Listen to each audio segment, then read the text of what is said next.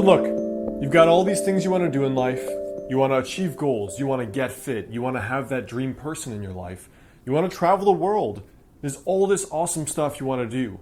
But then you either fall into one of two camps. The first camp is that you end up working so much that you have no life. The second camp is that you don't end up working enough because you have too much life. And how do you balance the two of them?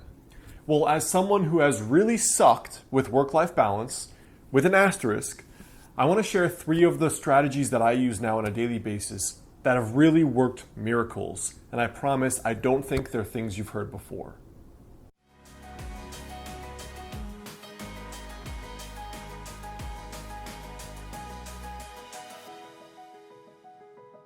Hey guys, Alex Hine, author of the book Master the Day. Now, if you want to work on your work-life balance, for me, it always starts with journaling to actually reflect what's working, what's not working. So the first link in the description is for a free journaling worksheet and an email course that you'll get every 3 days, a series of free emails that tells my story and helps you get started with journaling to reinvent your life. So you can check that out, the link below. So the first thing for me that made a very big difference is being fully all in on what you do. All in or all out. You're either working or you're playing.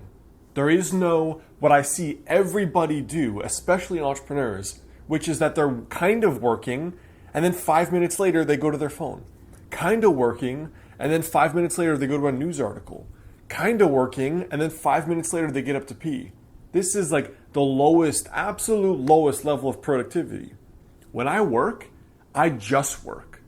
I put my phone on airplane mode for 30 minutes at a time.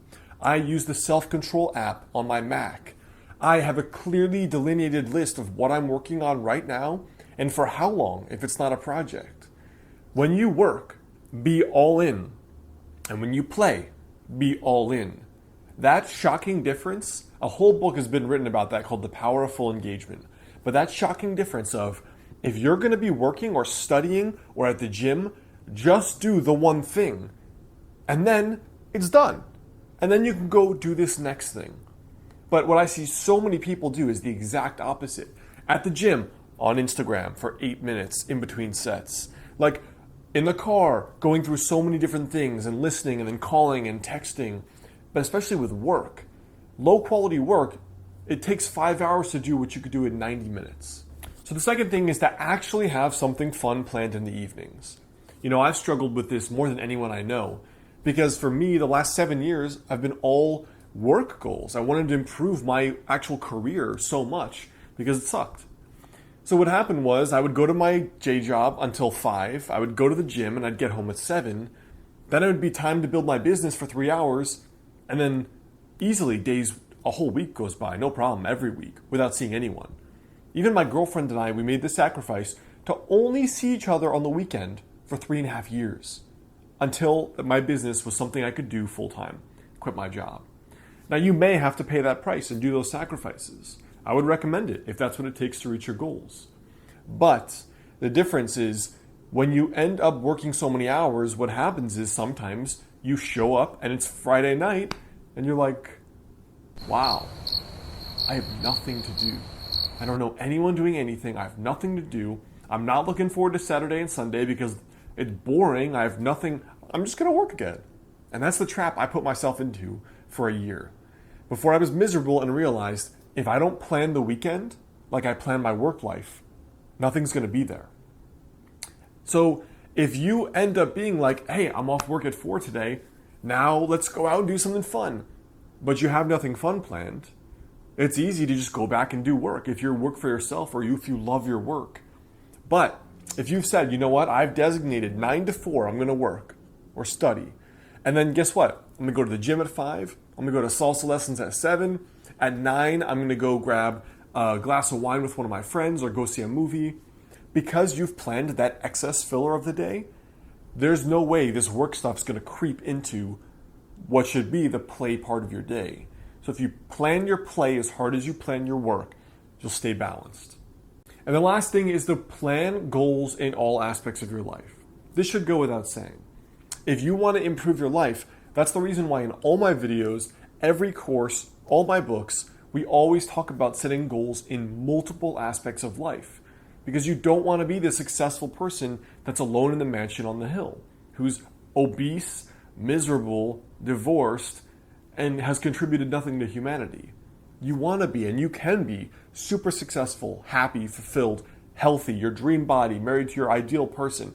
All of that's possible, but only if you set goals in those other parts of your life, right? The reason why people get successful and then unhealthy and divorced is not because you can't be successful and be healthy, happy, and married, but it's because they spend all their time and their mental energy dedicated to how can I be more successful instead of how can I be successful? How can I have an amazing marriage or relationship? How can I be super happy? How can I be super generous? How can I be super fulfilled? So if you set goals in other parts of your life, you're a lot more likely to have work-life balance because there's a reason to do these other things. The way it usually shows up for me is that I like to set 3 goals for each year. And in recent years, one goal has been financial, related to my business. One has been a fun goal and relationships goal. And the third has just been a bucket list goal. So the bucket list goal is I've actually compiled a unique list of experiences I want to have in my life. And then I take time to try to find a way each quarter of the year to do one of those. So if you're taking the time to plan other parts of your life, then after your 9 to 5, you actually will have people to have dinner with on Friday night. You will have people to go to a museum or movie or go skydiving with. You will have people on Sunday to go for like a little joyride or just go explore the city you're living in. That's all possible when you plan the other parts of your life as hard as your work life. All right, guys, so I hope that helps. I hope those are things that you were not necessarily thinking of. Less tactical, but very specific in terms of the big picture of your life. Now, of course, if you want to get started reflecting on your own life, click the first link in the description, download the free journaling worksheet to plan your year. You'll also get an email every 3 days on how I use journaling to completely reinvent my life and change it for the better. So you can check those out, and you can also check out my last 2 videos there and there.